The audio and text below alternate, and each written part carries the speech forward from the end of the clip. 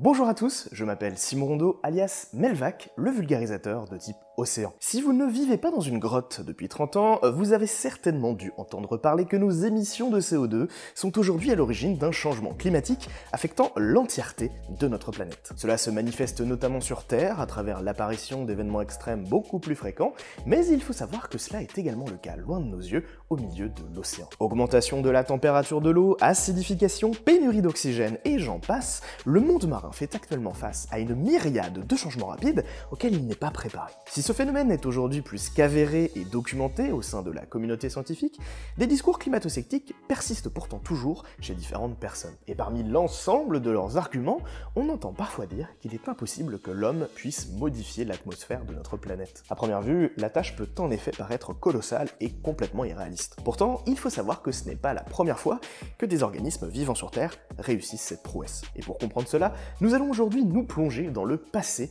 des océans de notre planète.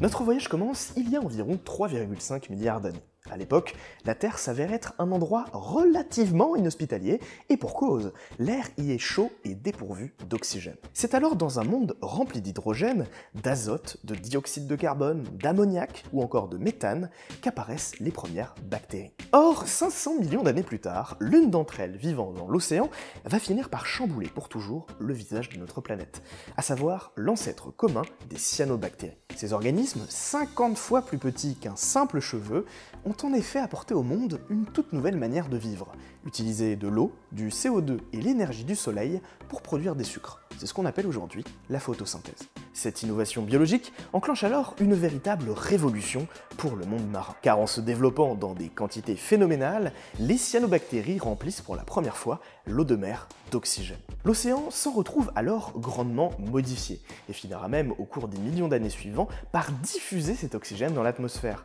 C'est ce qu'on appelle la grande oxydation. Et à la surface de la Terre, cela provoque l'altération chimique de certains éléments, comme le fer ou le soufre, composant certains minéraux. C'est alors en datant précisément l'apparition de ces roches modifiées que nous sommes capables de situer temporellement l'arrivée de l'oxygène dans l'atmosphère. À elles seules, les cyanobactéries ont donc entièrement changé le visage de notre planète, mais il faut savoir que l'histoire ne s'arrête pas là. Car après avoir conquis l'ensemble des milieux terrestres et aquatiques, au cours des millions d'années suivants, les cyanobactéries se retrouvent une nouvelle fois à l'origine d'un phénomène incroyable. Sans que l'on sache trop pourquoi, l'une d'entre elles s'est retrouvée incorporée dans une autre cellule. C'est ce qu'on appelle l'endosymbiose primaire et qui a conduit notamment à la naissance de la première microalgue primitive. Sauf que cette microalgue ancestrale, elle est aujourd'hui considérée par les scientifiques comme étant à l'origine de l'ensemble des plantes marines et terrestres.